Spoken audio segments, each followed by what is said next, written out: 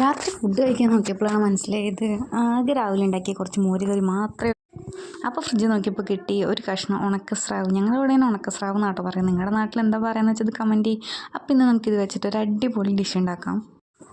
ഇത് ഭയങ്കര സിമ്പിളായിട്ടുള്ള റെസിപ്പിയാണ് കേട്ടോ. നമ്മുടെ ബീഫൊക്കെ റോസ്റ്റ് ചെയ്യണ പോലെ ബീഫിന് പകരം ബീഫ് മസാലയൊന്നും ഇല്ലാണ്ട് നമ്മുടെ ഈ സ്രാവ് വെച്ചിട്ട് നമ്മൾ റോസ്റ്റ് ഉണ്ടാക്കണം, അത്രേ ഉള്ളൂ. അതിൽ നിന്ന് നമ്മൾ സവോള നന്നായിട്ട് ചോപ്പ് ചെയ്തിട്ട് കുറച്ച് ഉപ്പും കൂടി ഇട്ട് നമ്മൾ വെളിച്ചെണ്ണയിൽ വഴറ്റാൻ വെക്കുക. അത് കഴിഞ്ഞിട്ട് നമ്മൾ ഈ ഉണക്കമീൻ ഉണ്ടല്ലോ, ഉണക്കസ്രാവ്, അതിലേക്ക് മുളക് പൊടി, മല്ലിപ്പൊടി, അതുപോലെ തന്നെ മഞ്ഞൾപ്പൊടി ഇട്ട് നന്നായിട്ട് മാരിനേറ്റ് ചെയ്തിട്ട് വേറൊരു പാനിൽ വറക്കാൻ വേണ്ടി വെക്കുക. അതിനുശേഷം നമ്മൾ ഈ സവോളയിലേക്ക് മുളക് പൊടി, മഞ്ഞൾപ്പൊടി, മല്ലിപ്പൊടി, അതുപോലെ തന്നെ തക്കാളി അതെല്ലാം ഇട്ട് നന്നായിട്ട് മിക്സ് ചെയ്ത് വഴറ്റിയെടുക്കുക.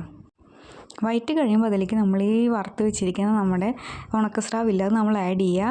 നല്ല രീതിയിൽ മിക്സ് ചെയ്യുക. അടച്ച് വെച്ച് ഒരു 10-20 മിനിറ്റ് 25 മിനിറ്റ് വേവിക്കുക.